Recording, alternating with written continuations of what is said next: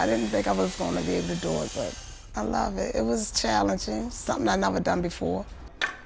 Bernadette Buxton recently celebrated her first anniversary working in Deconstruction, tearing down some of Baltimore's vast stretches of abandoned row houses. Just the drill is not as easy as some people think. To drill a door is certain ways you got to do it. Just to take out a nail is certain ways you got to do it. It look easy, but it's not. I learned a lot about the tools now. The 52-year-old woman from East Baltimore didn't plan on working in deconstruction. She was a teacher's assistant until the evils of the streets and the temptation to make quick cash ruined her life. How did you become unemployable? I was working in the school system, and then I had left to take care of somebody, and then I got into selling drugs again and didn't go back to work. And then I started using. What kind of drugs? Heroin. Heroin. Yep.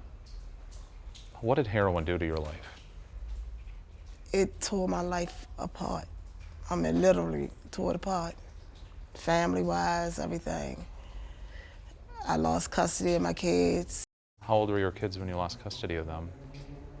7 and 8, 6 and 5. At rock bottom, she decided to go clean. But like tens of thousands of other ex-felons in Baltimore, she found herself hampered by a criminal record. It took years for her to land this job, part of an innovative social program called Details, run by Humanum, a nonprofit focused on economic development. You waited a long time for this job. Yes, I had filled out so many applications trying to get back to work because of my background. No one would hire you. Nope. How does that feel in your heart when you can't support yourself? I was a little bit broken because I didn't want to go back to the streets to make money that way.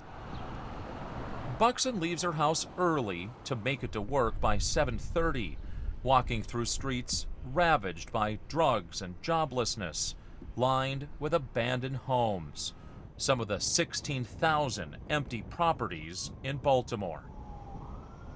Deconstruction is the means, but the end is creating jobs, really. That's what we're after. Until last year, Max Pollock worked in a cubicle at a D.C. think tank. He was drawn to the Details program, seeing a city in need of radical urban renewal.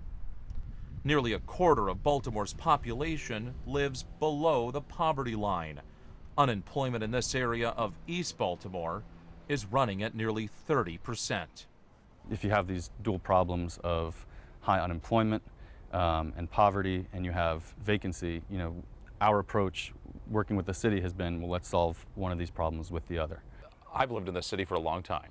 You drive through town and you just see block after block of vacant homes.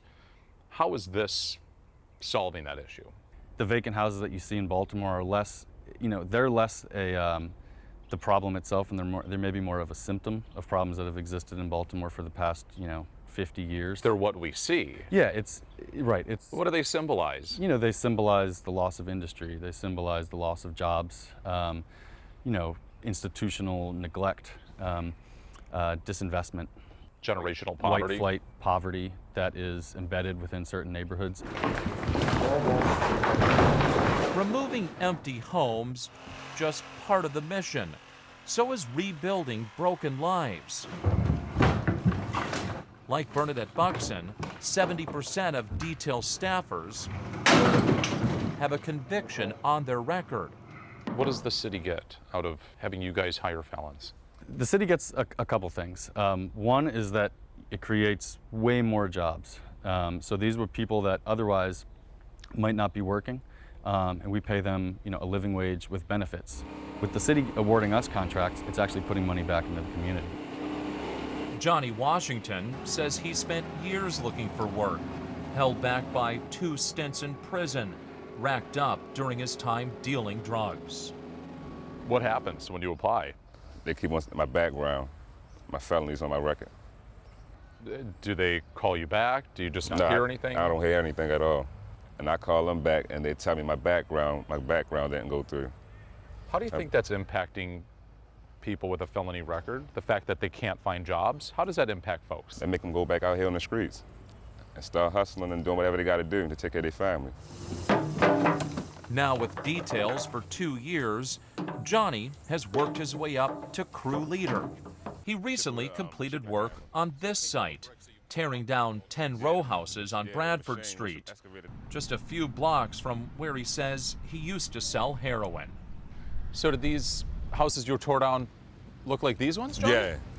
Yeah, So they're two-story houses that were in two-story there. row houses, yeah. What kind of stuff do you find in these houses? We found a little bit of everything, dead rats, drug needles, trash, all types of stuff being in them. You just got to be careful when you go in, especially in the basements of the houses. Aesthetics aren't the only reason to tear down Baltimore's urban rot. These shells also drive down neighborhood property values and provide a haven for the drug epidemic Washington used to be a part of. Do you get paid okay? It's more than what I had before I got this job, so it's a blessing. Not as much money as you made drug dealing, though. No, but it feel good to go with your go and cash your paycheck and seeing a pay stub. It feel good. It feel good to me. Our first project we created 24 to 26 jobs, I think. So that's people bringing home a paycheck every day. It's people going to the corner store on lunch to spend money there. So you really can look at it sort of as like a micro investment strategy in certain neighborhoods. What kind of work have you guys done in here then already? So in this one, we've basically gutted, the building, leaving a shell essentially. Deconstruction, the painstaking salvaging of wood and bricks, is more expensive than simply bulldozing the homes. So to help pay for the program, Details came up with another innovative solution: reselling the materials. Their biggest moneymaker, old bricks. Most people would look at this and they would just see a nondescript brick wall in an alley in Baltimore. But we know that, for every one of these bricks, if you have enough of them right here, that's an hour of work that we can pay somebody. From what I used to be, from what I used to do, look at me now. I'm working, I'm surviving without being on the streets, selling drugs, hanging on corners, getting high. When I say look at me, it's a different look that people look at me now. They see somebody that's achieved something. Do you see people looking at you different now? Yes, I get a lot of compliments that I didn't get before. Strangers, especially being a woman, walking down the street with a hard hat on. You go, girl, That put a smile on my face. It really does. Do you think you're helping save Baltimore? I do. In my heart, I really do. I'm glad to be a part of something that is growing, and I want to keep the door open for the next person behind me. Once part of the problems with Baltimore, Buxton is now repairing it, one brick at a time.